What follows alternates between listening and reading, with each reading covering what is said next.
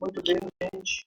Estou começando aqui a fazer a gravação, né? Vou esperar mais uns instantezinhos aí para ver se o pessoal vai chegando. Vou ver eu estou gravando aqui direitinho. Aí a gente vai depois trazer a partir já da nossa conversa. Desculpem, gente, eu tenho que marcar assim para fazer online. Estava com problema possivelmente tem temporal, eu não sabia como é que ia ficar o acesso ao campus, mas hoje o dia está bonito no final das contas. Vou esperar até as 13h35 e a partir dali a gente já começa a valer a nossa aula de hoje. Uma das vantagens desse aqui é que eu não preciso ficar autorizando para entrar, né? Quem tem o link já vai entrando de boa, aí não atrapalha o fluxo como no Meet lá, no meio da conversa e alguém aparece pedindo para entrar.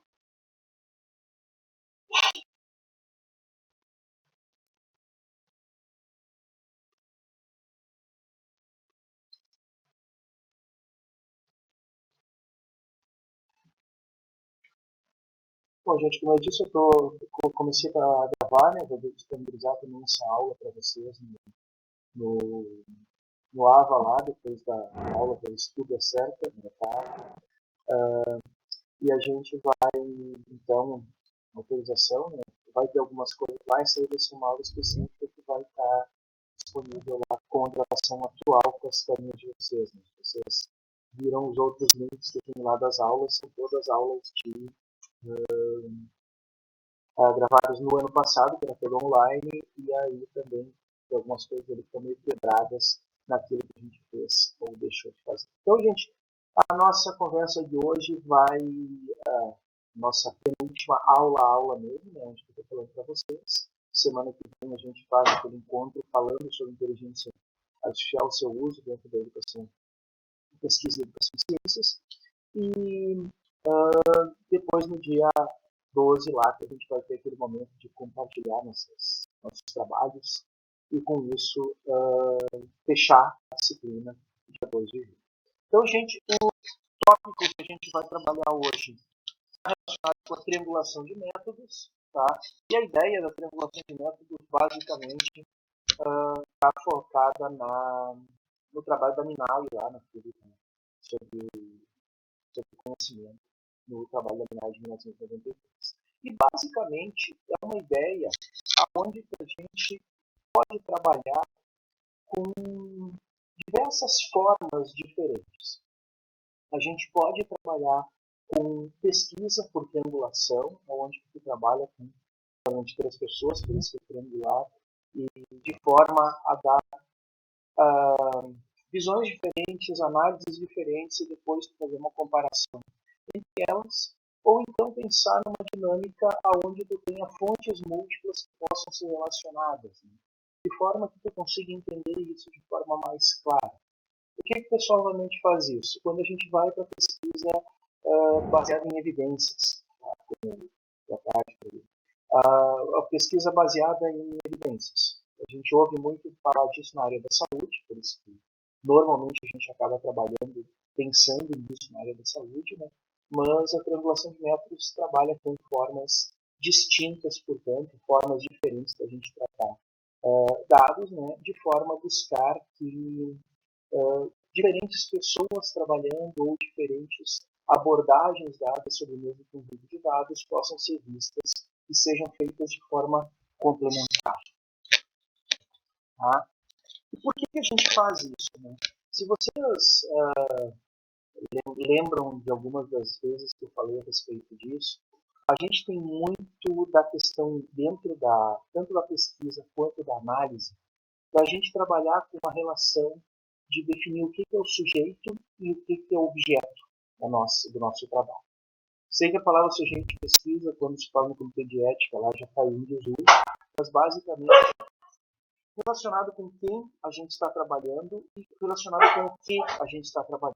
E isso é meio dicotômico, né? Tu não pode, tu não consegue, tu faz uma exclusão quando, quando, quando tu define o quem, esse quem não é o que, e por isso a gente acaba tendo uma relação onde qualquer coisa que tu vai trabalhar, qualquer aspecto que tu vai trabalhar, seja uma população, seja uma questão, ela vai ser ou objeto de pesquisa ou sujeito da pesquisa. E a ideia, basicamente, de fazer a triangulação é que isso seja, possa ser visto de formas diferentes. Ou seja, uma das formas também de pensar para utilizar a triangulação de métodos como alguma abordagem para pesquisa é pensar que eu posso fazer olhares diferentes e não necessariamente olhares diferentes sobre o mesmo objeto ou olhares diferentes com o mesmo sujeito, mas olhar ele tanto no aspecto objetivo, né, no aspecto de objetificar aquele sujeito, quanto de subjetificar o objeto. Então, acaba que tu traz isso, né, por conta dessa superação dessas ideias, de tu não definir mais exatamente a priori o que é o quem e o que é o que na tua pesquisa, ou seja, o que é o objeto e o sujeito. O pessoal, principalmente na área da saúde, com a pesquisa baseada em evidências, aí pensa por que a gente fala de pesquisa baseada em evidências. Porque, fundamentalmente, a gente está pensando, trabalhando com ideias de que tu define uma população a ser estudada, eu vou falar da área da saúde, né, uma população a ser estudada, e essa população tem alguns observáveis, algumas variáveis que tu vai trabalhar. E tu pode tanto olhar para essas variáveis como sujeitos, como o quem tu está trabalhando, quanto olhar para essas variáveis como objetos da tua pesquisa relacionados com a população. Então, por conta disso que surge a ideia da triangulação e por isso que a gente prefere esse aspecto histórico, assim, que é justamente para tu entender que as evidências estão acima das definições primárias da pesquisa sobre população ou sobre o objetivo sobre isso. E, basicamente, a questão que vai olhar é por ter essa necessidade de múltiplos olhares, a triangulação, ela, digamos assim, predispõe uma equipe multidisciplinar. E equipe multidisciplinar, eu vou usar exatamente o termo multidisciplinar para entender que tem profissionais que não necessariamente vão abandonar as suas ideias específicas de área, mas que estejam dispostos a trabalhar em colaboração. Então, um dos princípios fundamentais da triangulação é a colaboração. E o segundo ponto é o princípio dialógico, ou seja, a necessidade do diálogo, a necessidade do ir e vir nas discussões. Tá? Não tem nenhum dos pesquisadores ou nenhum dos componentes da equipe ele é o principal. Tá? Então, tu pode até ter alguém que encabeça a discussão, líder do grupo, mas esse não necessariamente é o chefe. Líder, nesse caso, não significa chefe. E aí, fundamentalmente, lá, Leandro, boa tarde, a gente também tem a questão de que, pelo fato de ter esses múltiplos profissionais dessa equipe, tá? Querendo trabalhar de forma cooperativa e obedecendo um princípio de diálogo, também é importante que tu reforce a competência disciplinar de cada um desses profissionais, ou seja, que tu permita que esses profissionais que foram escolhidos, esse grupo multidisciplinar que tu escolhe, ele tenha competência para discutir dentro da sua própria área. Tá? E olhem que nesse sentido assim, é a forma como o Minayo apresenta, né? Uma forma de tu apresentar uma abordagem interdisciplinar. Vocês já devem ouvir várias vezes falando sobre abordagem interdisciplinar na saúde.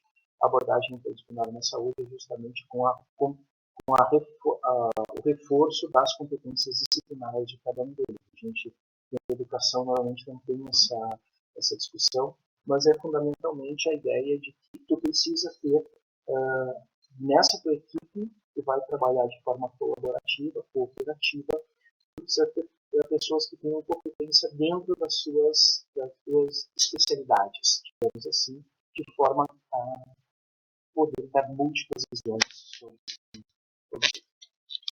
E aí o interessante para pensar, né, é quanto a triangulação ela te permite, ou te faz pensar a respeito do avanço para a interdisciplinaridade. Porque normalmente, quando a gente fala sobre a visão interdisciplinar que os documentos da educação falam, ou sobre a forma como a escola enxerga isso, né, em especial a abordagem da Ivani Fazenda, que tu tem muito essa questão do projeto em comum, da ideia em comum, aonde que as especialidades elas acabam sendo suprimidas. E a gente tem uma visão muito voltada para essa questão de suprimir individualidades em busca de uma abordagem interdisciplinar. E quando tu pega essa questão da visão cooperativa, que é pensada do ponto de vista da triangulação de métodos, né, a interdisciplinaridade ela surge a partir das múltiplas competências. Que aí a gente pode até discutir lá que quando o Jafferson fala sobre a pluridisciplinaridade, multidisciplinaridade, em alguns momentos a gente vai ter essas superposições assim, na definição do jeito que Jafferson, mas para isso é um fato consumado. Assim, como ela parte da área da saúde, a definição da interdisciplinaridade, a definição do trabalho cooperativo é diferente. Nesse sentido, nós vamos falar agora de algumas ideias, basicamente, que baseiam o princípio da triangulação. Eu vou falar de 8 passos. Né? Não é um programa de 8 passos, né?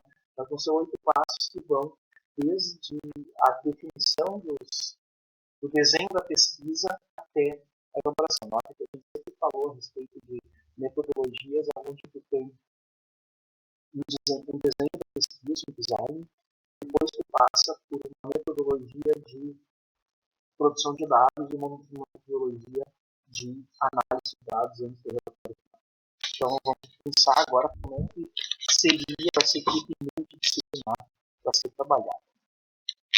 O primeiro passo é fundamentalmente o design, que passa por uma elaboração de objetos, objetivos, conceitos gerais, a questão dos arranjos administrativos. O que significa isso, basicamente?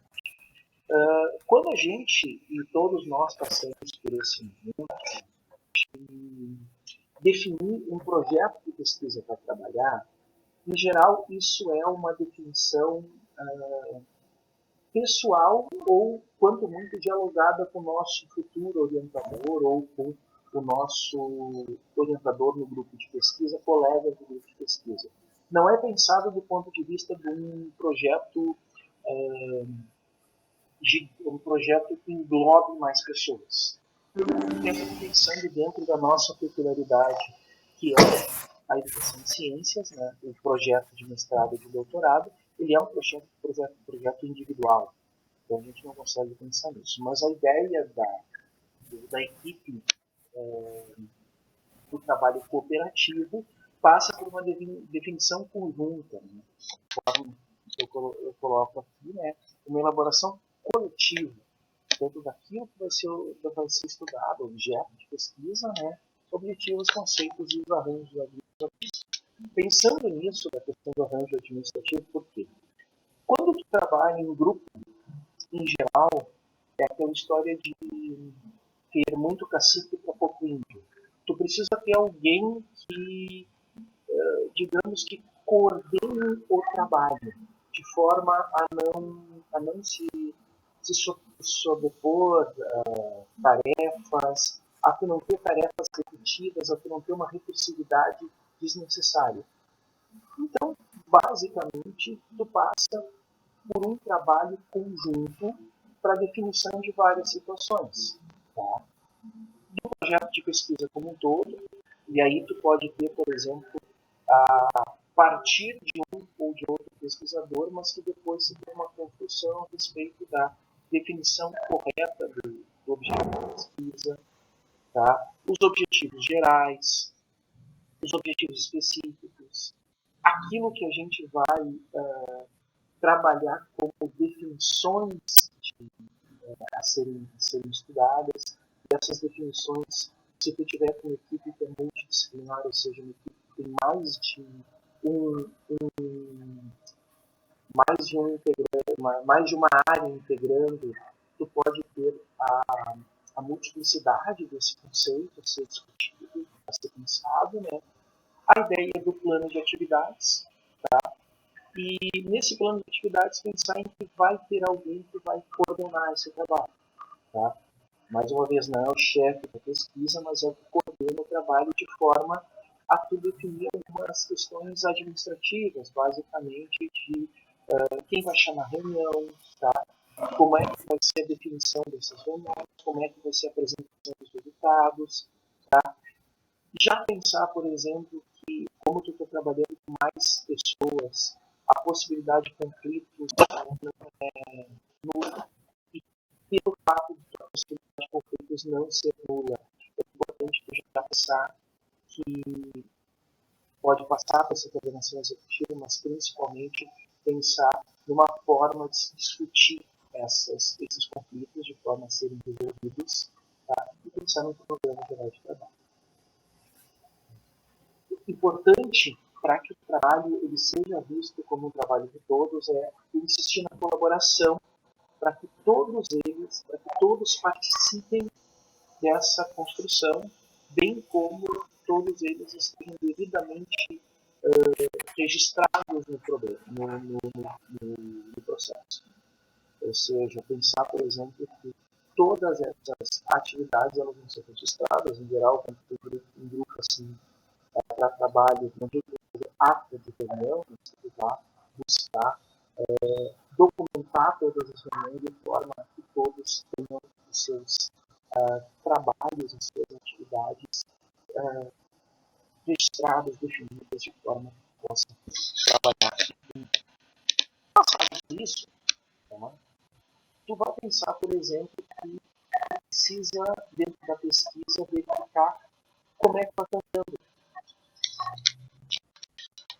E a ideia de verificar como ela está andando também depende do status de como é que cada especialista, assim, cada um dos envolvidos, cada uma das disciplinas, cada uma das áreas envolvidas, enxerga o problema.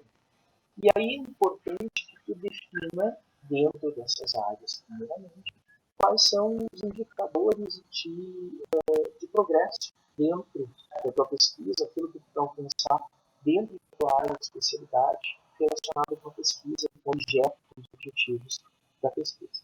Basicamente assim, enquanto que no trabalho individual dos nossos projetos de pesquisa, muitas vezes esses indicadores eles são internos nossos, né?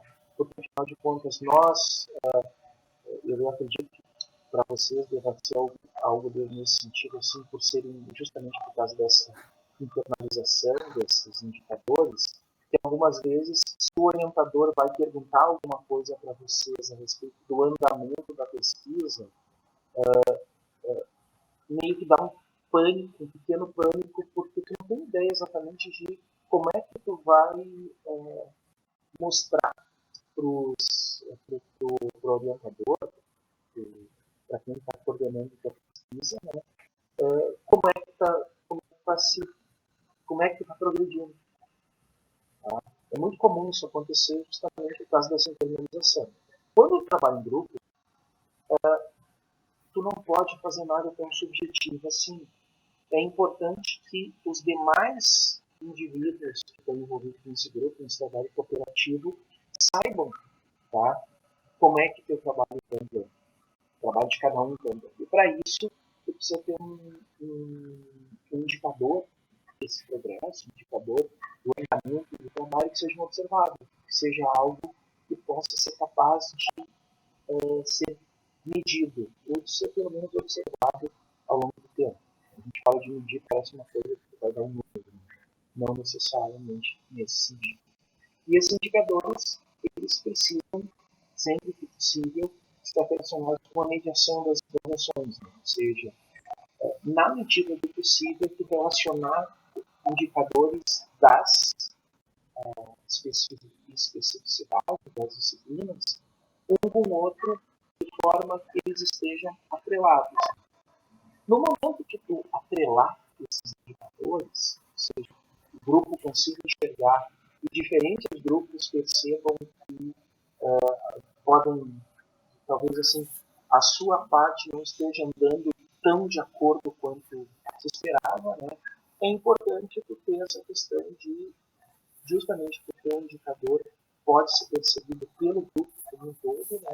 A possibilidade da equipe discutir, verificar, trabalhar algumas das questões, talvez assim, dentro do que está sendo produzido de dados, para verificar se esses dados produzidos eles não podem estar reforçando alguns dos conceitos e, consequentemente, fazendo com que esses indicadores,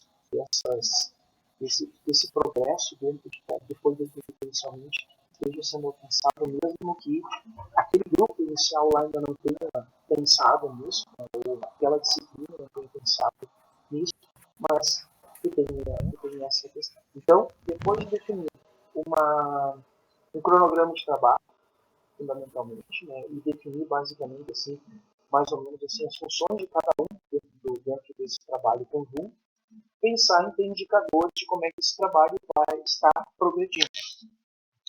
Que nada impede, justamente porque esses indicadores, pensando, né, que eles vão poder ser rediscutidos, redefinidos ao longo do tempo. Eles não são rígidos, a gente tem que se pensar nisso. Passado pela questão dos indicadores, tá? Aí vem justamente a ideia de como é que a gente vai construir o arcabouço teórico, as fontes de informação ao longo disso. E as fontes de informação podem ser as fontes de consulta para serem trabalhadas, as fontes bibliográficas, as fontes documentais. Tá?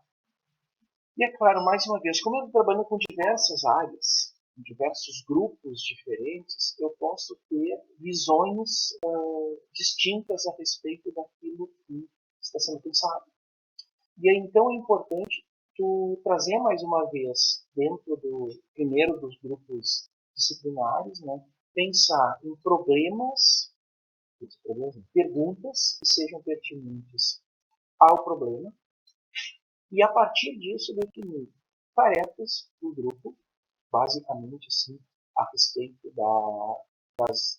tanto dos dados a serem produzidos, dos grupos a serem investigados, quanto do material bibliográfico, material documental que vai ter, de forma que cada um tenha uma visão sobre isso.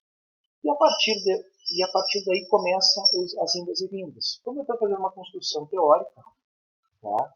Uma construção ampla, eu preciso ter uma discussão a respeito do que está sendo discutido, do que está sendo criado teoricamente.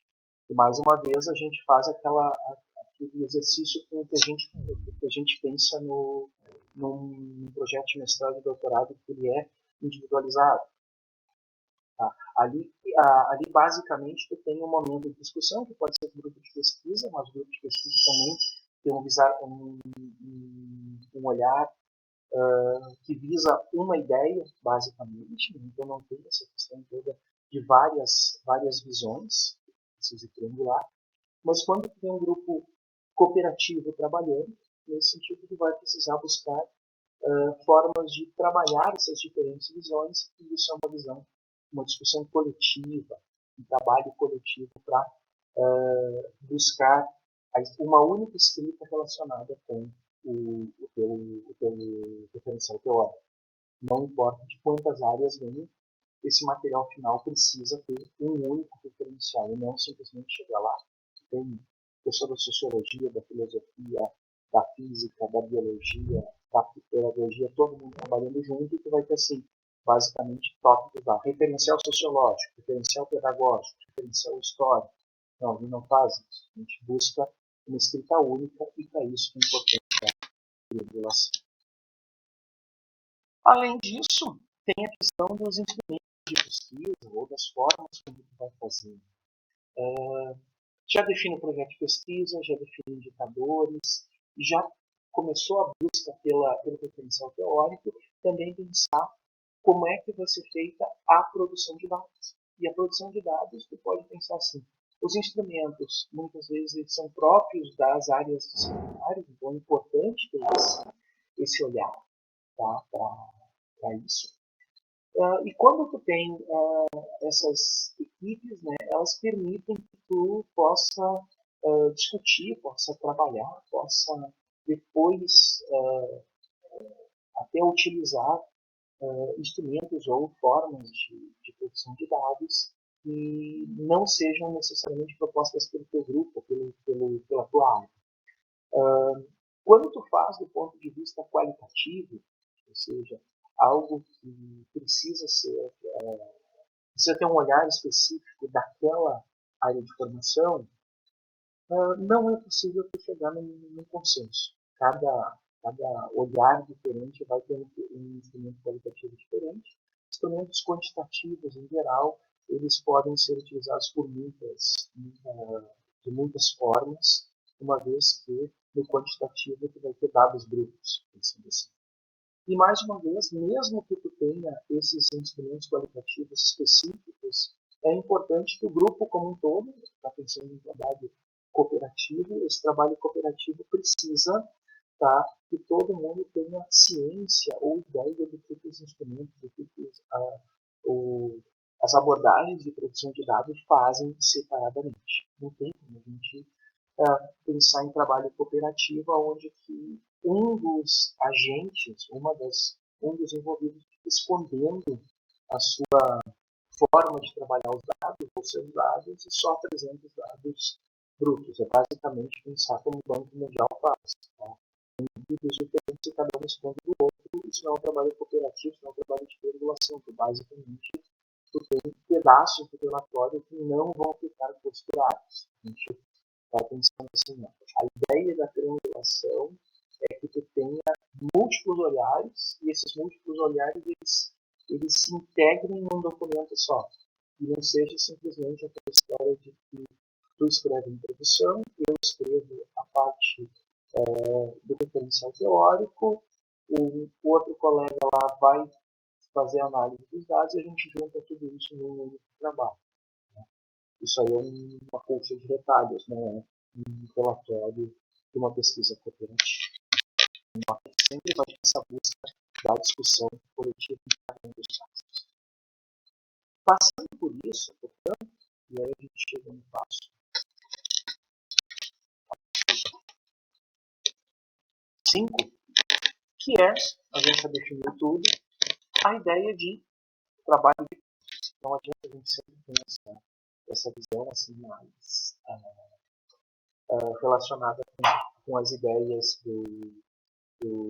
das ciências naturais, né? É aonde que a gente vai fazer a produção de dados necessariamente. Tá? O momento de fazer a produção de dados, ou como vai ser feita a produção de dados, é algo que a coordenação, o coordenador executivo vai definir de forma que não tenha superposição. O que é superposição? Digamos que tu tenha uma única população, um único grupo que tu queira investigar com múltiplos olhares. Tu não vai mandar todo mundo fazer entrevistas simultaneamente com esse grupo, ou fazer a produção de dados, não necessariamente por entrevista, né, simultaneamente. Então é importante que precisa ter etapas, pensar que todo mundo vai estar ligado pela coordenação executiva, sabendo o seu papel e o seu momento de estar ali no campo, como é que vai ser feito. Para evitar algum tipo de superposição de questão, realmente. Né? Isso que a gente vai ter as ideias de que tu vai ter uma discussão conjunta de todos os instrumentos de pesquisa, tu vai ter uma discussão conjunta sobre o referencial teórico. E essas discussões conjuntas permitem que tu não tenha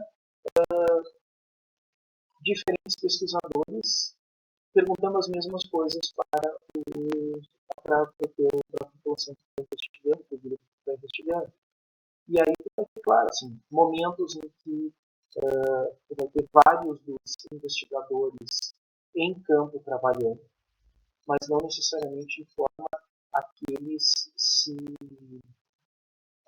façam questões que vão ser idênticas em todos os instrumentos, por isso que a gente faz uma aplicação separada dos instrumentos, para fazer momentos diferentes, mas por isso que é importante uma coordenação executiva. Tá? A coordenação executiva é basicamente para coordenar o trabalho, para fazer com que ele se organize de forma a fluir da melhor forma possível, e executiva do ponto de vista de colocar algo em prática. Então, na verdade, é um nome muito pomposo, né, mas a ideia basicamente é alguém que organize a prática da pesquisa nesse sentido a ser colocado. Então, a gente vai fazer tudo. Nós apresentamos os passo a passo, bem passo a passo mesmo, porque é o pessoal da saúde, o pessoal da saúde tem essa questão dos passos muito bem definidos, como a Minai coloca lá. Feito isso, né, a gente já fez toda a definição, tem um monte de reunião sendo feita, passa para análise de informações. Tá? E análise de informações, a gente conversou já, né, nas últimas 3 aulas a respeito de formas de análise, né? Mas essas formas de análise elas não são engessadas. Até porque, como tu vai ter a possibilidade de receber dados quantitativos, dados qualitativos, resultados qualitativos de diferentes instrumentos, te permite que tu tenha possibilidade de análises diferentes. Então, basicamente, é pensar no procedimento analítico separadamente para cada uma das áreas. Não necessariamente somente com seus dados, mas com dados coletados, cada uma das áreas permite ter um olhar sobre os dados produzidos. Se tem 3, 4 pesquisadores envolvidos de áreas diferentes, eles vão pegar um conjunto de dados que interessa, olhando para os objetivos que estão sendo pensados, tá?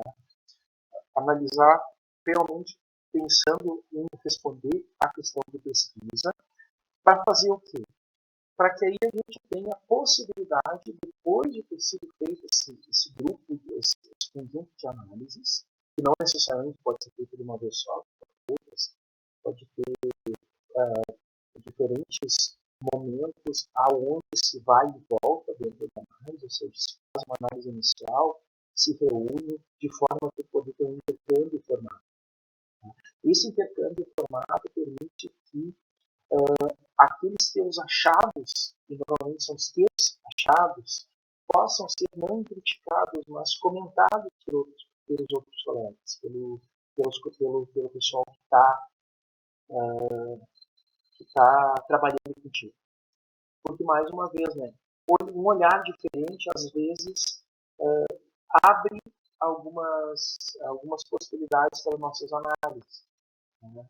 E quando a gente faz isso sozinho, e vocês já passaram ou vão passar por isso durante o procedimento de análise, em algum momento, não digo que a gente empaca, mas chega um ponto em que parece que tu não consegue mais tirar nada dos dados, ou tirar mais nenhuma informação dos dados, porque o teu olhar, por mais que tu tenha uma visão ampla sobre o assunto, é o teu olhar. Não vai ter alguém de fora, alguém investigando. Às vezes, e acontece muitas vezes nas reuniões de orientação, de eu comentar alguma coisa para o estudante, mestrado, doutorado, e o estudante disse, professor, não tinha pensado dessa forma. Eu tinha analisado olhando com nesse sentido, nesse contexto, mas não tinha pensado da forma que o senhor falou. Porque as formas da gente olhar para a questão são diferentes. E aí tu vai ter exatamente isso quando tu faz trabalho cooperativo. Estou dizendo que o trabalho com orientador é um trabalho de triangulação, mas aqui já está te permitindo ter esse tipo de coisa porque tu vai ter esse intercâmbio. Inclusive, o intercâmbio te permite o quê? Alguns referenciais teóricos que tu não tem acesso são rediscutidos, apresentados, redefinidos nessa conversa com os colegas, nesse grupo de trabalho. E aí você chega nesse. A partir disso, então, tu faz essas idas e vindas, digamos, para trabalhar, né? E tu chega num ponto de elaborar um informe, ou seja, elaborar um relatório da pesquisa. Em alguns casos, elaborar os artigos. E aí tu vai juntar tudo que teve de discussão. Por isso que lembra lá no início, quando eu falei da questão de documentar os passos de cada um, as reuniões, não necessariamente com atos, mas documentar isso de forma a tu poder retomar, né? Porque aí tu vai pensar, por exemplo, sobre a construção teórica, e aí vai ter todas as discussões dos múltiplos atores envolvidos, não vou nem falar em áreas de disciplina, dos múltiplos atores envolvidos, cada um trazendo uma visão e cada um trazendo a sua leitura prévia, uma coisa permitindo que tenha uma riqueza de olhares teóricos, que algumas vezes poderiam ser conflitantes. E aí a questão da coordenação executiva justamente diminuir esses conflitos. Pensar, depois disso, definir exatamente como é que foi feitas as abordagens, de que forma foi realmente trabalhado, né, a metodologia da pesquisa envolvida, a questão de como é que foi feito a análise dos resultados, pensar exatamente disso, e ter uma descrição, isso é importante, né, que todos os atores envolvidos no processo, né, eles vão ter uma visão sobre o ato da pesquisa como um todo e pensar exatamente nisso como uma forma crítica, que basicamente só acontece em triangulação, quando tu tem a crítica à própria pesquisa feita por quem a fez. Por que só aparece na triangulação? Porque tu não vai fazer uma crítica em cima da tua própria pesquisa. Tá? Quando tu faz o relatório da tua pesquisa, em geral aí a dissertação ou a tese, tu vai estar com um olhar único e unidirecional dado pela tua questão de pesquisa e pela ideia pelas hipóteses que tu trabalhou. Então, tu não vai ter a possibilidade de fazer uma discussão com críticas a respeito do processo de pesquisa como um todo. Enquanto que quando tu insere mais pessoas, mais indivíduos nessa discussão, tem a possibilidade de que tu, mesmo no relatório, tenha um momento de crítica ao processo de pesquisa. E crítica no sentido assim de quais são os pontos onde se apresentou mais dificuldade, inclusive na dificuldade na discussão, na conversa a ser pensada. Tá? E isso, gente, é uma das principais forças, digamos assim, do trabalho através da triangulação. Porque tu não vai ter mais uma soma das visões de cada um dos atores, cada uma das disciplinas envolvidas. Tu precisa ter algo que transcenda as visões individuais. E aí tu tem um construto que é transdisciplinar realmente. Usando o contexto lá do Nicolesco, Varazar Nicolesco, da Carta da Transdisciplinaridade, a construção do coletivo. Tá? A construção do coletivo não significa a impugnação de qualquer conceito disciplinar ou qualquer construto disciplinar. É importante tu ter a ideia de que tu pode ter, em algumas situações, uma ênfase numa disciplina, mas não simplesmente tu começar a colar pecinhas de forma a construir algo. Pode ter ênfase em determinados pontos, vamos dizer assim, tu está fazendo uma abordagem de saúde, tu vai falar em algum momento sobre corpo humano, tu vai ter uma ênfase biológica para isso. Tá?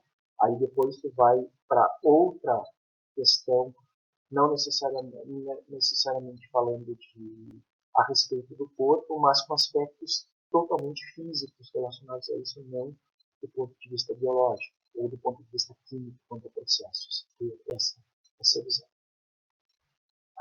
E aí tu vai ter exatamente, né, tem essa questão do quando tu faz um processo de avaliação com múltiplos atores, né, isso acontece quando a gente tem avaliação externa na universidade, né, que aparece o informe executivo, onde o coordenador executivo ele faz uma discussão primeiro para um informe breve e depois um informe técnico total. Mas essa é a ideia de fazer o informe dos teus resultados e, finalmente, todo o trabalho de pesquisa ele não é fechado, né? A gente sabe disso, ele tem um espaço a ser trabalhado, um espaço a ser discutido, principalmente ele tem um fim social, tá?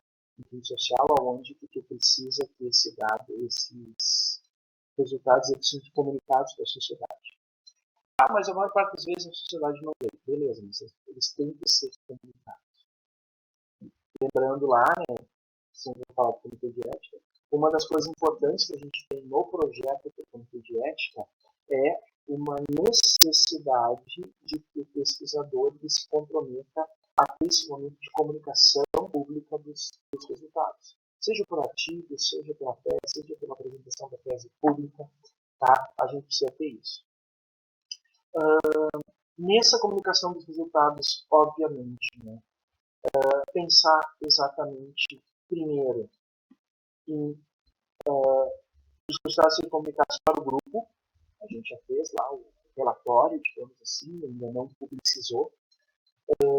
O grupo faz a sua crítica e, a partir disso, se consegue estabelecer conclusões sobre o trabalho. E essas conclusões fecham, digamos, o trabalho.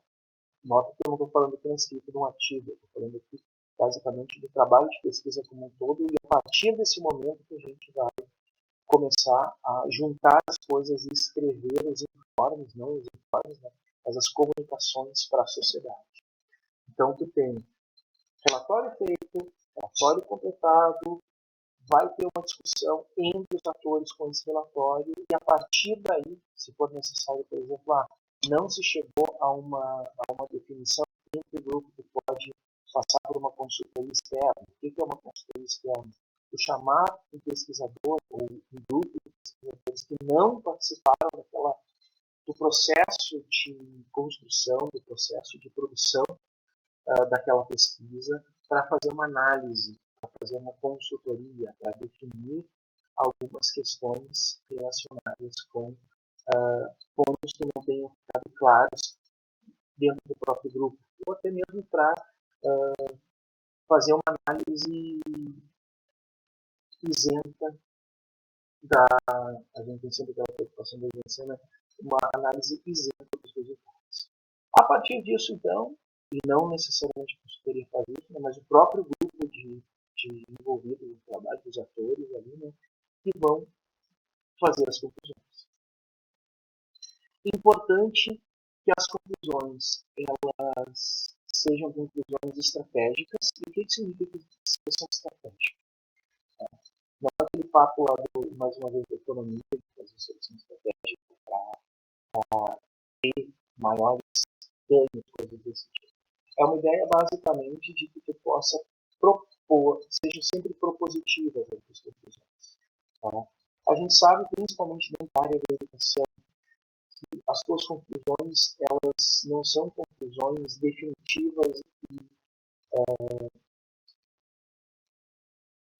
indiscutíveis. Elas são conclusões que vão ter uma validade por um determinado prazo, por um determinado tempo. E quando tu tem essa discussão, quando tu tem esse prazo, quando tu tem esse tempo, tá, tu vai poder reavaliar isso e outros grupos podem reavaliar isso. Por isso que é importante, o último ponto que eu vou aqui, é estabelecer conclusões abertas. O que significa uma conclusão aberta? Parece uma coisa estranha, porque conclusão implica, para a nossa cabeça, um fechamento. Como é que tu faz um fechamento aberto? Basicamente, o fechamento é da tua pesquisa, mas ele não encerra a tua questão de pesquisa. conforme a gente falou em alguns momentos da disciplina, né, a gente tem estudos de caso. E esses estudos de caso, em geral, eles não vão encerrar a discussão de alguma coisa. Muito mais vão propor olhares diferentes. E as conclusões abertas, esses fechamentos em aberto, digo assim, são aqueles onde se responde à questão de pesquisa proposta, ou se responde às indagações preliminares propostas pelo objeto de pesquisa, mas que deixam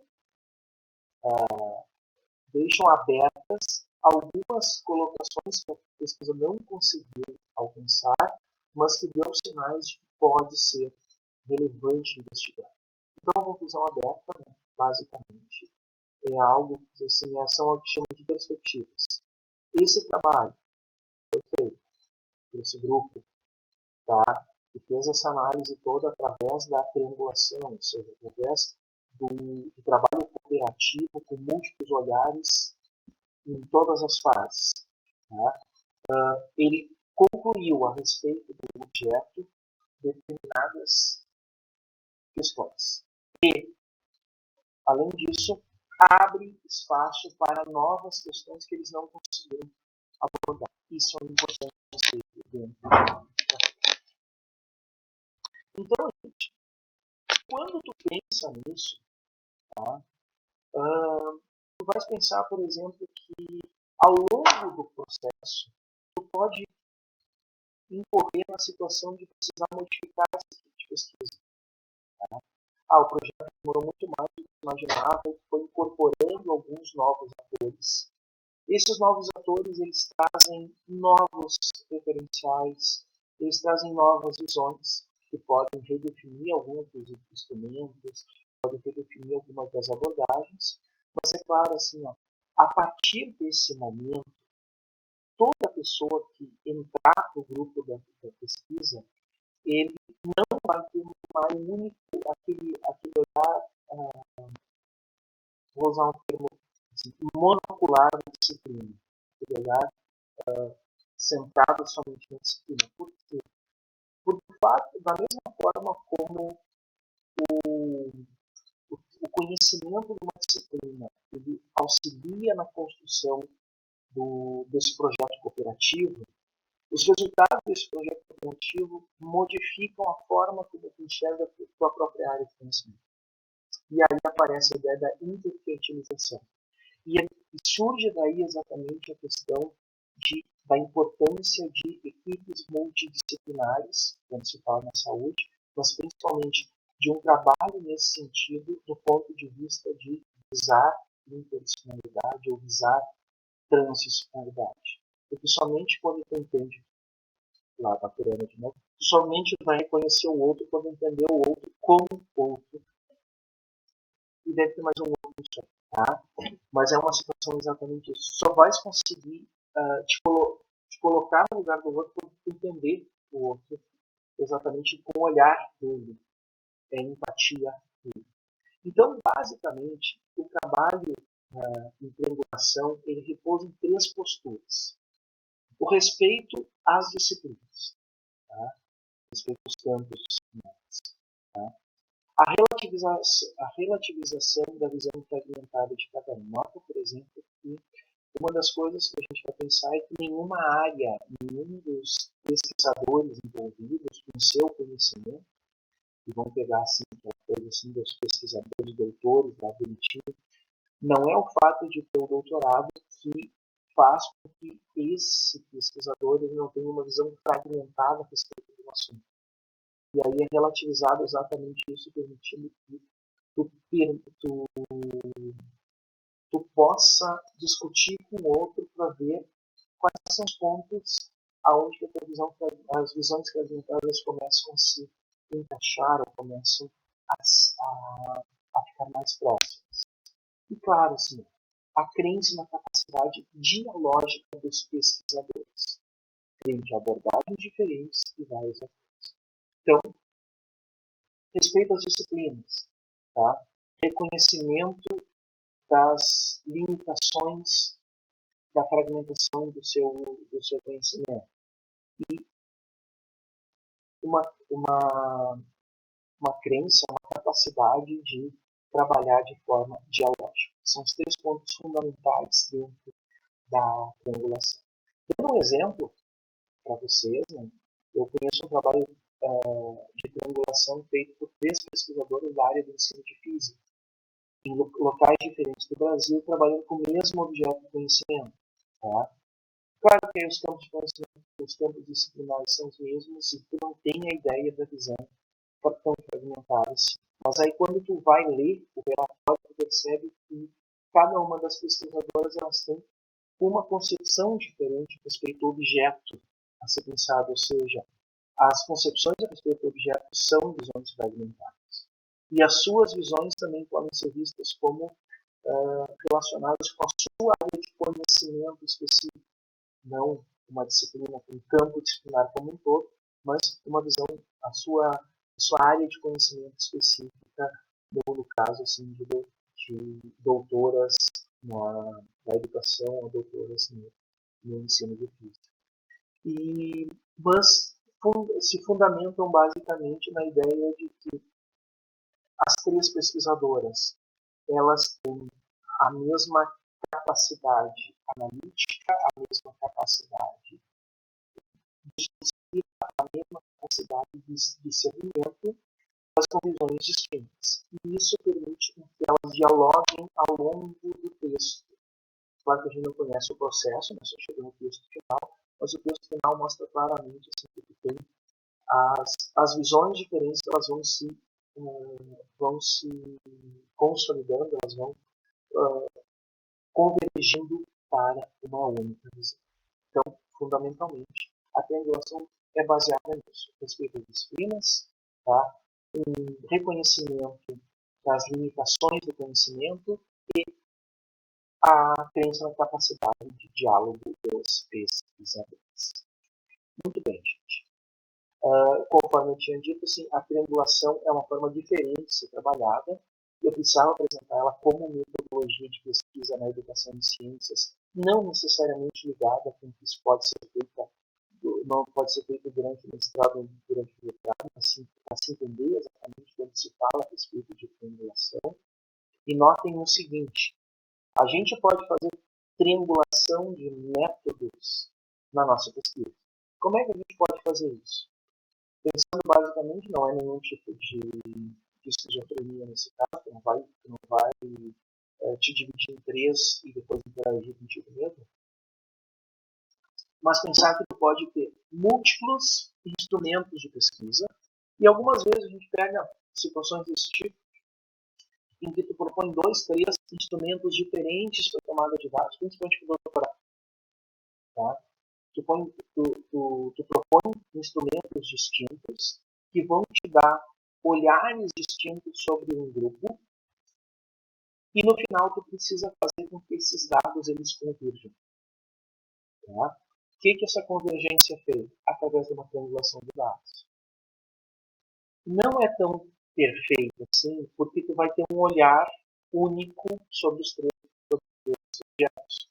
E se tu tem um olhar único sobre os 3 objetos, tu não vai ter como discutir ou criticar os objetos.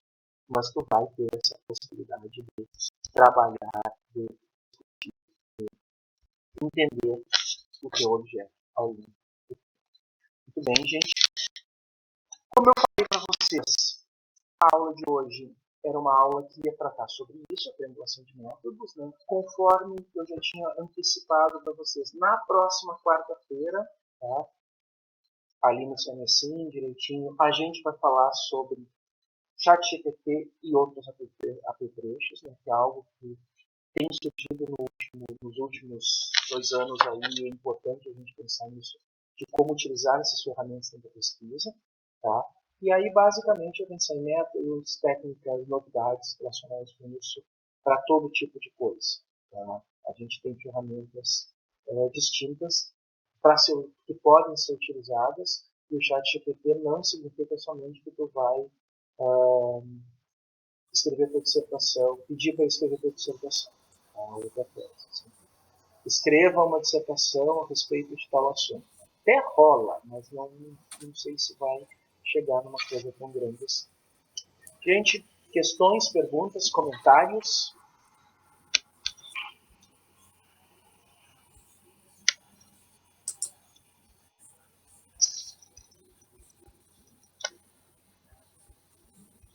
Questões, perguntas, comentários? Também? Leandro, pode falar, Leandro.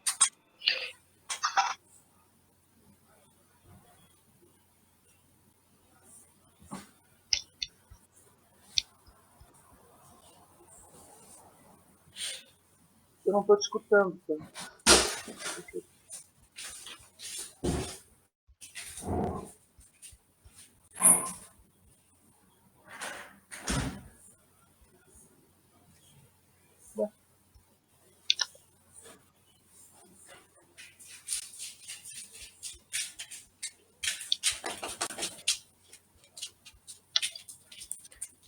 Leandro, você tem que ligar o microfone.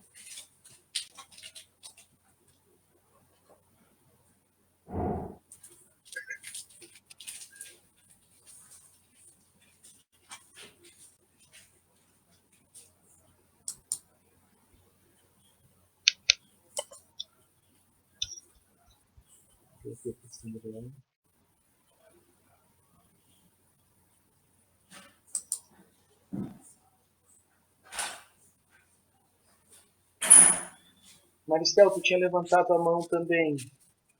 Foi por engano?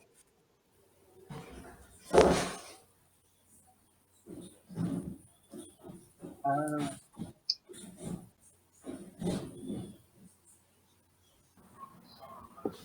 Acho erro mesmo. Eu já fiz muitas vezes, quando eu comecei a usar isso aqui, eu apertava o negócio para falar e do lado da mãozinha levantava a mão. Leandro, assim, ó, a questão de como tu faria isso, para uma dissertação, para uma tese. Quando tu pensa a respeito da forma como eu falei ali, tá, onde tu tem múltiplas visões, é bem complicado porque assim, o que tu vai pensar? Na dissertação, na tese, tu em geral tem um trabalho que é mais individualizado. O que significa o trabalho mais individualizado?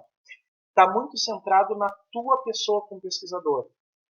Então, e até mesmo eu acredito que eventualmente a banca vai ficar te olhando meio feio se tu disser que tu conversou com outras pessoas para discutir, para fazer o trabalho. Mas não impede de tu fazer, por exemplo, tá? Pode ser com teu grupo de pesquisa. E eu já vi isso acontecer em grupos de pesquisa assim, de tu ter um objeto em comum para o grupo com abordagens diferentes. Tá? E ao longo da tese, claro que tu não pode usar os mesmos resultados, porque a tese tem que ter coisas inéditas, né?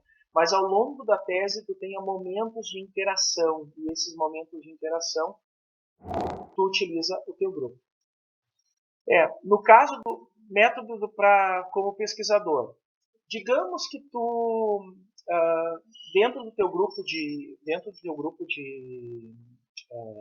dentro da população que tu vai investigar, dentro do grupo que tu vai investigar, tu pense em abordar isso de formas diferentes. Tá? E aí eu falo exatamente para uma tese, uma dissertação acho que é pouco tempo. E para abordar de formas diferentes, vamos pensar, por exemplo, eu vou pegar um exemplo, a Kelly está com a câmera ligada. Kelly, eu não vou pegar o teu caso, mas vou pegar algo relacionado com a tua atuação que é dentro da FURB. Né? Digamos assim, tu vai trabalhar com estudantes da FURB, tá? E tu tá dentro da assistência estudantil. Na assistência estudantil, tu tem pontos de vista pedagógicos, psicológicos, até filosóficos, tá? Sociológicos envolvidos. Tu pode pensar em ter instrumentos para cada uma dessas situações. Um instrumento para avaliar qualitativamente a questão pedagógica relacionada com os estudantes, outra a respeito da abordagem sociológica sobre da onde que eles vêm, como é que eles se enxergam, e outra do ponto de vista psicológico, justamente pensando assim, não vou nem falar de saúde mental, mas como é que eles estão percebendo algumas coisas dentro da universidade. Tu tem três objetos de 3 instrumentos de pesquisa diferentes, porque eles vão pensar em 3 dimensões relacionadas com os estudantes, tá? Só que tu está fazendo uma pesquisa única. E aí o que tu vai fazer? Tu vai ter um olhar para esses 3 aspectos de forma a escrever uma única tese. E para escrever uma única tese não adianta tu pensar, por exemplo, no exemplo que eu estou falando assim, de escrever um capítulo, o que acontece às vezes? Tu escreve um capítulo falando sobre a análise pedagógica, outro capítulo sobre análise psicológica, outro capítulo sobre análise sociológica. Mas continua sendo, eles estão desvinculados um do outro, são o mesmo grupo. O que tu pode fazer, que tu pode pensar é assim, eu quero escrever uma análise global sobre esses 3 aspectos. E aí tu vai triangular, ou seja, tu vai fazer as análises separadas, mas na hora de fazer o resultado, na hora de começar a criar o teu resultado, tu vai pegar as tuas 3 análises e começar a fazer uma análise conjunta delas. Esse é o momento de triangular sozinho na pesquisa. Tá? E aí tu pega. Eu peguei um caso extremo, que tu pegou 3 instrumentos qualitativos. Tá? Convenhamos assim, 3 instrumentos qualitativos, fazer pesquisa sozinha, Kelly não faz isso. Tá? Era só um exemplo. Fica bem complicado. Sim, tu fazer 3 abordagens qualitativas na mesma pesquisa durante um doutorado é basicamente tu pensar assim, bom, eu quero resolver a situação do mundo e eu espero fazer tudo certinho, no máximo 2. No máximo 2. E o que acontece em geral para isso? Tu pensa em algo que é quantitativo junto, tá? E aí tu junta esses dados para fazer. Tem uma análise, sei lá, socioeconômica, que é quantitativa, e junta com outros 2 aspectos. É estranho tu falar isso, mas costuma-se ser feita uma triangulação com 2 instrumentos.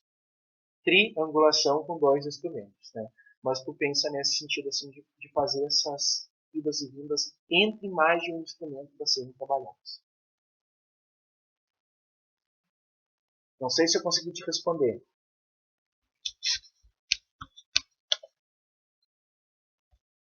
Tá bem, tá bem. Beleza. Carla, tu queria falar alguma coisa? Não?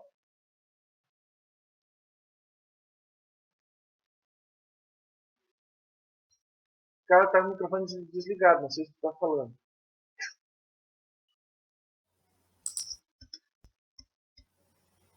Eu acho que é um tipo de pesquisa meio complicado de fazer, porque tu tem que ter tempo, né? E tu tem que conseguir articular muita coisa ao mesmo tempo. Tipo, tu fazer a análise isolada, tudo bem, mas a hora que tu tem que juntar, porque acredito eu que vai gerar muitos dados, né? Se tu trabalhar com um é complicado, imagina trabalhar com 2. Eu acho que o que gera de dados, acho que é uma quantidade muito grande, né? E aí, de tu fazer separado, depois tu tem que juntar e tu ver o que sei lá, o que conversa, o que não conversa, sei lá, acho meio punk, assim. Acho que até para um doutorado. Acho que para uma pesquisa, assim, para um artigo, alguma coisa, acho que é mais fácil, né? Agora, tu pensar numa tese, acho que até para uma tese eu acho meio puxado. Não, eu te apresentei justamente pensando nisso, né? Porque eventualmente aparece esse tipo de metodologia em artigos, tá? Mas o que vai acontecer assim é quando tu não tem tanto essa preocupação com prazo, com tempo, tá? Por isso que eu falo assim, quando a gente fala sobre mestrado, sobre doutorado, uma das coisas que a gente não pode fechar os olhos, a gente tem prazo. E quando a gente fecha os olhos e diz assim, não tem problema com prazo, vai ter a coordenação da pós-graduação te lembrando que tem prazo. Então, pensar, por exemplo, num tipo de pesquisa desse, aonde que eu acredito que seja bem possível de ser feito? Numa pós-graduação nas ciências da saúde. Porque lá tu tem essa possibilidade de tu ter um grupo grande trabalhando, aonde que cada um vai abordar um aspecto específico só que eles podem trabalhar em grupo e triangular os dados, porque cada um só vai relatar a respeito da sua etapa. Para nós, dentro da educação, haja grupo de pesquisa, ou então quando tu tem, caso, dentro da FUR, tu tem no setor 3 ou 4 pessoas trabalhando na pós-graduação ou fazendo pós-graduação simultaneamente, com um objeto de pesquisa muito semelhante, é até possível fazer esse tipo de coisa. Mas, assim, eu diria assim, como pesquisador, eu tive uma oportunidade de fazer isso, tá? Onde que a gente fez com 4 pessoas, tá? E cada um trouxe a sua contribuição. Mas a gente tinha um foco bem definido. E os 4 eram de 2 áreas apenas. Tá? Então a gente tinha possibilidade de conversa, vamos dizer assim, eram 2 grupos, tá? 2 pessoas em cada grupo, que a gente tinha discussões internas e depois fazer reunião para aparar arestas, digamos assim, ou discutir formas de aproximar os grupos. Não tinha muita coisa diferente disso para fazer. Não tinha como a gente pensar em algo diferente. Mas é uma coisa bem interessante, assim. Quem consegue, quem tem tempo, quem se interessava, acho bem legal. Só que eu já tô fora. Nessa eu não consigo me encaixar, não consigo me ver fazendo, entendeu? Acho que é muito por causa da questão da ansiedade. Acho que é uma coisa que tu tem que levar muito tempo. Acho que tu acaba meio que aí entrando aqui naquele coisa do tempo mesmo, sabe? Eu tenho tempo, eu tenho tempo. E mesmo uma coisa que na prática não tem data, acaba te enrolando, entendeu? Então acho que acho muito complicado. Mas parabéns para quem consegue fazer isso, né? Mais uma vez eu recordo assim, eu não vejo um trabalho no nosso programa de mestrado ou de doutorado com uma estratégia desse tipo. Não vejo. Até porque a gente tem essa preocupação muito grande no nosso controle. Né? É a minha dissertação, é a minha tese, tá? E mesmo com um grupo de pesquisa para discutir, tem as limitações que são aquilo que eu discuto com o meu grupo de pesquisa, com o meu orientador, e aquilo que é minha tarefa. Né? Eu acho que tem muito dessa questão, é minha tarefa, é a minha dissertação, é a minha tese, e eu preciso fazer isso andar. Imagina tu pensar em, vamos pensar numa dissertação, ter uma dissertação que tu dependa, isso aqui é legal, né? Tem uma trabalho de dissertação onde tu depende do trabalho dos outros. O que tu vai dizer para a coordenação da pós-graduação quando disser assim, olha, Carla, teu prazo é agora agosto. Eu disse, não, o grupo que eu estou trabalhando não terminou os dados ainda, assim. Só lamento, tu escolheu tua abordagem para trabalhar, a metodologia para tu trabalhar e provocar. Tem que pensar dentro do prazo. Sim, Leandro, fica bem engessada no sentido da pós-graduação. É óbvio que, assim, depois, quando tu fez assim, algo posterior à titulação, ele é mais natural. Por isso que tu vai pensar assim, trabalhos, mais uma vez assim, a gente olha na área da ciência da saúde.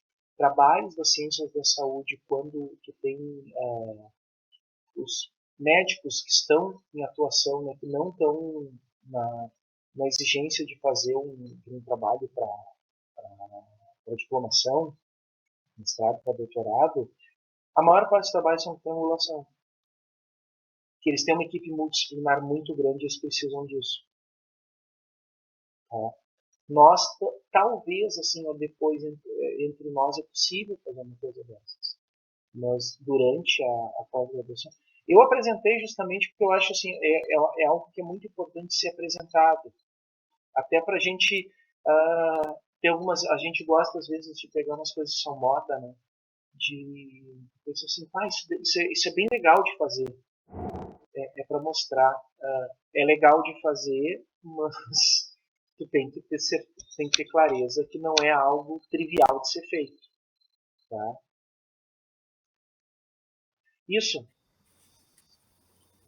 Se tu pensar com mais pesquisadores, tu fica limitado a, eu digo assim, tu fica, o teu trabalho, ele vai ter algumas limitações. Tu não vai conseguir completar o trabalho sozinho. Pensa.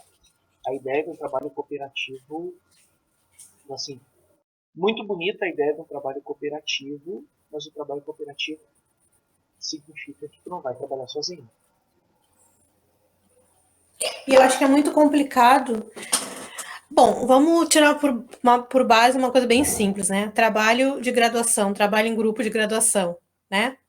Tu define lá o que tu tem que fazer, o que cada figurinha vai fazer, eu vou fazer isso, vou fazer aquilo. Só que tu acaba sempre dando pitaco no que o outro tá fazendo. Tu não consegue separar, entendeu?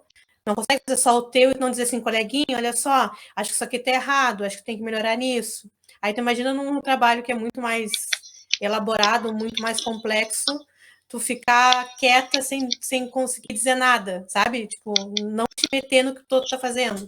Porque aí tem que ser um grupo que mais ou menos tu te dê, né, que tu conheça, que tu sabe como é que trabalha, só que ao mesmo tempo eu entendo que tu fica condicionado àquele grupo, né, do tipo, ninguém vai reclamar, ninguém vai dizer nada, ninguém vai questionar, então tu também fica limitado naquela tua ideia, né. Todo mundo vai pensar igual, ninguém vai pensar diferente, acho também, né. Não, exatamente isso. Exatamente isso. E pensa, por exemplo, que quando tu tem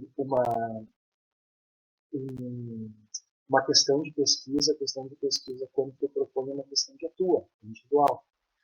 E tu pensa que tu vai ter um grupo onde tu vai ter múltiplas visões a respeito dessa questão de pesquisa. Como eu falei para vocês, em alguns momentos eu estou conversando com um orientando e o próprio orientando não tem a mesma concepção a respeito da questão de pesquisa que eu tenho. E a gente conversa justamente para entender para convergir esse caminho. Eu imagino que tem mais gente conversando com isso. Se tu não tem muita certeza a respeito do que tu está pesquisando, a possibilidade de tu ficar correndo atrás do rabo é gigante.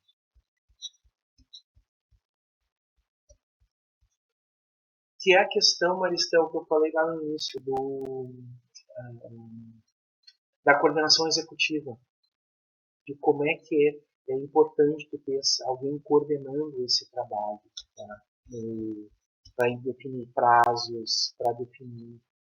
Só que basicamente assim, tu define isso e quando tu tem um prazo, mas nem todo mundo tem esse prazo, tu não tem uma garantia de retorno. Esse é um dos detalhes que talvez mais compliquem.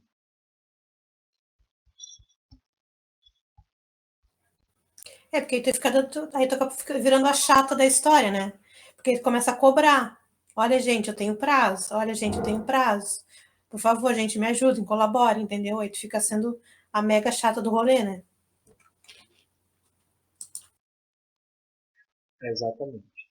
Não, é exatamente isso, Marcelo. O fato de tu, assim, eu queria apresentar, como eu disse, eu queria apresentar a vocês porque tem isso, tá? É uma forma de tu trabalhar uma das metodologias de pesquisa. Do ponto de vista da pós-graduação, eu acho muito complicado de trabalhar com esse tipo de coisa, por causa que tu perde o controle a respeito. E notem, por exemplo, a nossa pesquisa, a pesquisa que cada um de vocês faz, é uma pesquisa que vocês têm controle. E a gente podia trazer, por exemplo, alguns exemplos de quando a pesquisa sai totalmente do nosso controle, que a gente tem que retomar, do tipo, dimensionamos errado o nosso grupo de pesquisa, desculpa, o grupo que nós vamos estudar, tá? Que a gente não soube exatamente dizer quantas pessoas ia utilizar, ou nas questões de pesquisa não saber limitar. Né? Então tem essa questão toda que às vezes tu não consegue resolver. E são coisas que estão ao teu controle. Imagina quando tem um grupo grande que está trabalhando contigo na obtenção dos dados, na produção dos dados, como é que tu vai fazer esse procedimento como um todo. É importante assim, mostrar para você exatamente de que forma a estratégia é apresentada. E nota assim, não é uma estratégia ruim, só que é questão de não ser adequada. Assim como a gente falou, e vocês já devem estar pensando em algum momento assim, de que estratégia eu poderia usar na minha pesquisa para falar daqui a 2 semanas, né? Para coleta de dados, para análise de dados, esse tipo de coisa, tá? A gente fica pensando nisso, podia pensar da mesma forma, assim, o que eu não poderia utilizar de jeito nenhum. E você já tem isso muito claro, conforme a gente for conversando ao longo da disciplina, que tem certas coisas que vocês não conseguiriam utilizar. Seja porque pela minha limitação, pela limitação que eu tenho de tempo, pela limitação que eu tenho teórica para ser feita. Tá? Eu senti, por exemplo, vocês que quando eu falei sobre análise do discurso, a maior parte de vocês disse assim, não vou utilizar isso. Julian, você queres falar? Pode falar. Boa tarde a todos e a todas. E ali, a partir dos seminários ali, eu percebi que tem alguns alunos que pertencem a um grupo de estudos específicos que eles têm temas muito semelhantes. E, claro, as análises a partir do seu ponto de vista. Eu queria saber, assim, tem um prazo de validade desses dados que eu consiga trabalhar, que eu consiga montar minha pesquisa e validar ela, assim, porque, claro que é difícil a questão que vocês estavam conversando de todo mundo, da colaboração, mas se tem uma pessoa que está com um passo ou dois na minha frente, o outro está um só, qual é o tempo que eu consigo para validar esses dados na minha pesquisa? Essa questão que eu queria entender. Não sei se eu fui bem claro. Não, deixa eu tentar dizer assim. A respeito dos dados que tu coletou, tu produziu, ou que outras pessoas já fizeram que tu poderias reutilizar? Que eu poderia reutilizar, porque eu vi que tem grupos ali que eles têm temas muito semelhantes, assim, e às vezes parece que é sempre a mesma coisa, sabe? Então, isso, quando eu vou lá assistir, tipo, me incomoda um pouco, porque parece que eles estão sempre falando das mesmas coisas. Aí eu queria saber essa questão do tempo, assim. Não sei se isso faz sentido. Tem que pensar, por exemplo, assim, ó, eu estava comentando isso com estudantes nesse último mês, assim, que nós estávamos conversando a respeito exatamente sobre a ideia da entrevista, tá? Que ela ia entrevistar professores a respeito das escritas deles de quase 10 anos atrás. E aí tu tem que pensar o seguinte, assim, ó, tu pensa a respeito de professores que foram entrevistados nos últimos 2 anos. Tá? Eu vou falar porque tu possivelmente vai trabalhar com professores. Professores que foram entrevistados, que têm essa produção de dados nos últimos 2 anos. É de se esperar, por exemplo, que as percepções deles a respeito do assunto não tenham mudado significativamente em 1, 2 anos, 3 anos. Tá? Enquanto tu perceber, por exemplo, que esses professores eles têm essa percepção a respeito do tópico que tu está investigando, que ainda se mantém, os dados são válidos. São válidos no sentido assim que tu vai continuar trabalhando com aquele grupo e validando e analisando a opinião deles, as respostas deles. Se tu pega, por exemplo, algo que foi produzido, entrevistas que foram feitas 5, 6 anos atrás, ou até mesmo antes da promulgação da BNCC, antes de ser pensado em novo ensino médio, antes de ser falado sobre essa abordagem para os itinerários hoje. Tá? Aonde tu tinha, por exemplo, muita questão a respeito dos pré-conceitos, das ideias pré-concebidas a respeito do que poderia ser feito, e a realidade de agora. Se tu pegar algo muito para trás, que está desvinculado da realidade de hoje, meio que aqueles dados que foram coletados, eles perdem o sentido de serem analisados com o teu olhar de hoje. Tá? Então, pensar dessa forma assim, olha, eu sei que teve gente que foi para a escola no ano passado e fez entrevistas com um foco muito semelhante ao meu. Tá? Mas, claro, eu quero dar uma visão diferente. Olha, pode ser que tu tenha algumas questões que tu precise voltar na escola para perguntar, mas outras mantêm aquela mesma visão que os professores tinham, não tem necessidade de perguntar. Até uma forma da gente pensar assim, não encher o saco. Tá? Mas assim, vem de novo o pessoal da universidade me perguntar a mesma coisa. Eu acho que esse é uma das coisas que tu fica pensando assim, pô, vou lá na escola, vou perguntar a mesma coisa que eu já vi no seminário que 4 pessoas perguntaram, tá? Daqui a pouco vai ter o professor que vai dizer, tia, você não faz nada diferente, todo mundo pergunta sempre a mesma coisa, tá? É ver exatamente isso. Se tem coisas que tu percebe, por exemplo, que são diferentes do que tu quer investigar, tá? Isso vale a pena tu ir, tá? E se tu quer até retomar algum daqueles pontos lá, mas no contexto que tu tem, beleza. Se não, se tu quer caracterizar uma amostra ou buscar ou reforçar uma visão que está sendo percebida por outros, pode usar os dados que você já fizeram, devidamente referenciados. Né? Não é simplesmente assim, me empresta aí que vou fazer minha pesquisa com teus resultados. Não é isso. Mas esse ponto de vista, sim. Tá? Só tomar esse cuidado para que aquilo que tu está analisando ainda corresponda à realidade. Eu posso pensar, por exemplo, assim, se eu perguntar aos professores de física a respeito das dificuldades com a matemática dos estudantes dele, eu posso pegar os estudos que o pessoal fez em 2009 e continuar a mesma coisa. Até pelo contrário, pioraram. Tá? Os professores dizem que pioraram. Mas, pensando, por exemplo, sobre a questão dos itinerários, sobre a questão do novo ensino médio, sobre a questão da BNCC, tá? Eu já tenho que pensar exatamente se aquela visão já não foi ultrapassada. É só isso que eu tenho que pensar de crítica.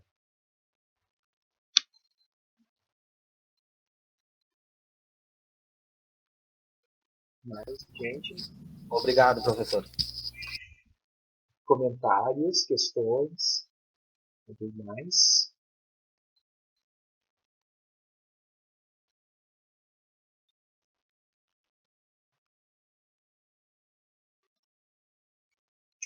Então, tá, gente. Tá bem, obrigado, Leandro, pelas informações. Pessoal, muito obrigado pela. Carla, tá abrindo o microfone para falar. Só para tirar uma dúvida sobre o trabalho final, tá? Ali eu comecei a fazer, só que pode ser só um texto corrido, não precisa ter citação, não precisa ter autor, não precisa ter nada, né? Só o texto corrido mesmo. Ou tem que ter. Não, na verdade é um texto argumentativo. Tá? Tá. E agora a internet está normal aqui, eu já vou ver se eu deixo tudo ok lá no Ava para vocês. E aí deixo bem claro assim para vocês prepararem uma. Não sei se vocês vão querer fazer apresentaçãozinha, porque nós são 16 na turma. Estou vendo aqui, acho que todo mundo veio. Acho que nem com as aulas online tinha todo mundo na turma assistindo. Tá? 16 apresentando, se cada um apresentar em 5 minutos, já deu 1h30. Tá? Então eu vou pensar ali direitinho, então a gente vai ficar até às 7 horas da noite lá apresentando até porque alguns têm aula 5, né? Então não posso deixar vocês até às 7 da noite. Quer dizer, André, desculpa, não vou liberar a turma porque eles não terminaram a tarefa ainda. Isso, resumiu bem, Letícia. Tá? É bem esse tipo de coisa assim. Um grande resumo da metodologia da dissertação, e não vou falar metodologia reversa, mas eu prefiro dizer uma outra metodologia possível. Reversa parece que é para acabar com a dissertação, é outra dissertação que você vai fazer. Tá bem. Então tá, gente. Obrigado pela presença de vocês, obrigado por vocês terem entendido e a gente ter podido fazer essa aula online, né? Nos encontramos então semana que vem, no Sim, a gente vai falar sobre inteligência artificial, discutir um pouquinho mais. Até pensem, por exemplo, assim, tenho uma coisa que eu estou em dúvida, que eu achei legal, já deixem separadinho aí no campo para dar uma olhadinha, tá? Que a gente conversa na semana que vem. Beleza? Então, pessoal, brigadão, abraço, boa semana para vocês. Tchau, tchau, até a próxima. Tchau, tchau.